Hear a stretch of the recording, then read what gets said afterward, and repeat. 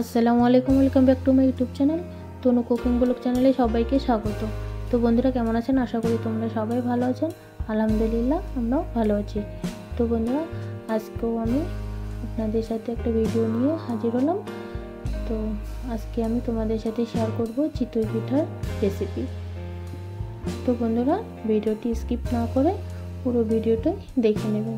ভিডিওটি শুরু করার আগে ভিডিওটিতে একটা লাইক দিয়ে ভিডিওটি কন্টিনিউ করার চেষ্টা করবেন।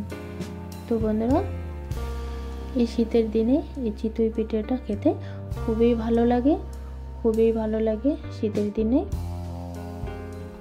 তো আমি এই রেসিপিটাই আমি আজকে আপনাদের সাথে শেয়ার করব, আর খুব কম সময়ের মধ্যে যে কেউ খুব কম উপকরণ দিয়ে আমি এই পিঠাটা তৈরি করে দেখাবো।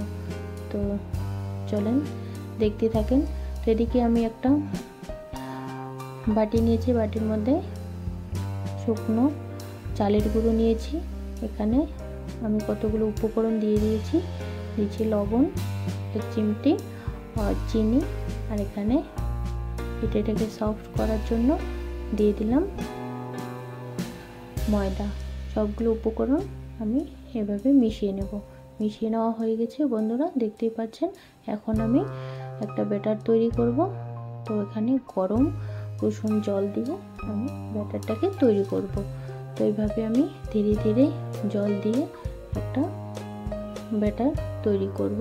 তো দেখতেই পাচ্ছেন বন্ধুরা ব্যাটারটা আমার তৈরি করা হয়ে গেল।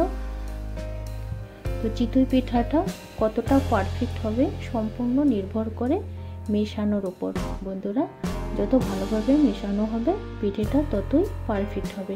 5-6 মিনিট অনবরত নেড়ে ব্যাটারটাকে ফেটিয়ে নিয়েছি। ফেটিয়ে নেওয়া হয়ে গেছে। এখন একটা ঢাকনা দিয়ে ঢেকে 10-15 মিনিটের মতো রেস্টে রেখে দেব।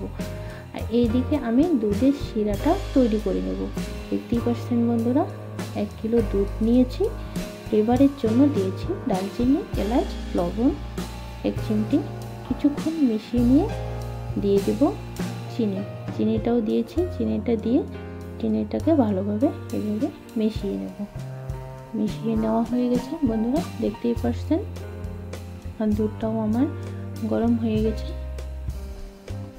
এখন আমি গ্যাসের চুলাটা অফ করে দিয়ে ঢাকনা দিয়ে ঢেকে আমি এটা সাইডে রেখে দেব।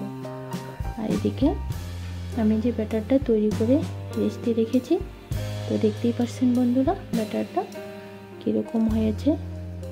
তো আমি একটু দেখিয়ে দিচ্ছি। তো এদিকে একটা চুলায় তাওয়া বসিয়ে দিচ্ছি। আমি এটা তাওয়ার মধ্যে বানিয়ে নেব। তো বন্ধুরা এভাবে আমি তাওয়ার মধ্যে আমি হাতা দিয়ে এভাবে ছোট ছোট করে পিঠাটা তৈরি করব। তো তোমরা যে কোনো শেপে পিঠাটা তৈরি করে নিতে পারেন। তো আমি আমার ছোট ছোট ভালো লাগলো, তো আমি ছোট ছোট করে নিচ্ছি।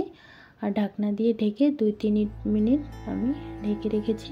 তো দেখতেই পাচ্ছেন বন্ধুরা কতটা পারফেক্ট হয়েছে আমার পিঠেগুলো, ফুলো ফুলো হয়েছে। তো আমি পিঠেটা দেখানোর জন্য উল্টে দিলাম, কিন্তু আমি এক পাশ দিয়ে পিঠেটা ভেজে নেব। তো বন্ধুরা এভাবে আমি সবগুলো পিঠে তৈরি করে নেব। তো আমার তৈরি করে নেওয়া হয়ে গেল। তো যে দুধটা আমি গরম করে রেখেছি বন্ধুরা, দেখতেই পাচ্ছেন দুধটা আমার গরম আছে। দুধটা গরম রাখতে হবে বন্ধুরা, এটা ধ্যান দেবে। দুধটা গরম রাখবে।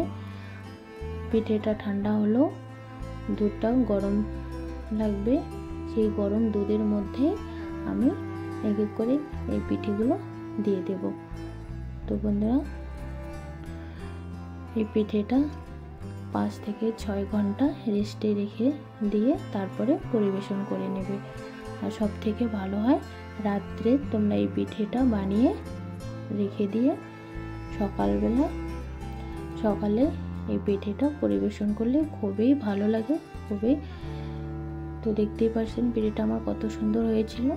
আর এখন আমি পরিবেশনের জন্য আমি নিয়ে নিচ্ছি পিঠেটা। তো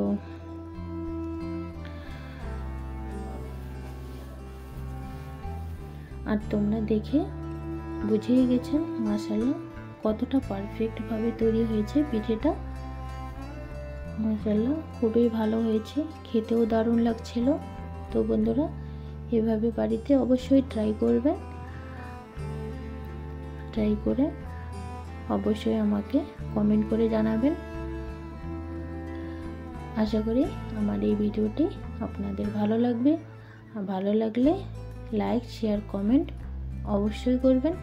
আর যারা যারা এখনও পর্যন্ত আমার চ্যানেলটি সাবস্ক্রাইব করেননি, তো প্লিজ বন্ধুরা চ্যানেলটি সাবস্ক্রাইব করে এভাবে আমার পাশে থাকবেন। তো বন্ধুরা দেখতেই পাচ্ছেন পিঠেটা কত সুন্দর লবণীয় হয়েছে, খেতেও দারুণ লাগছে, খুবই ভালো, খুবই সুন্দর একটা রেসিপি।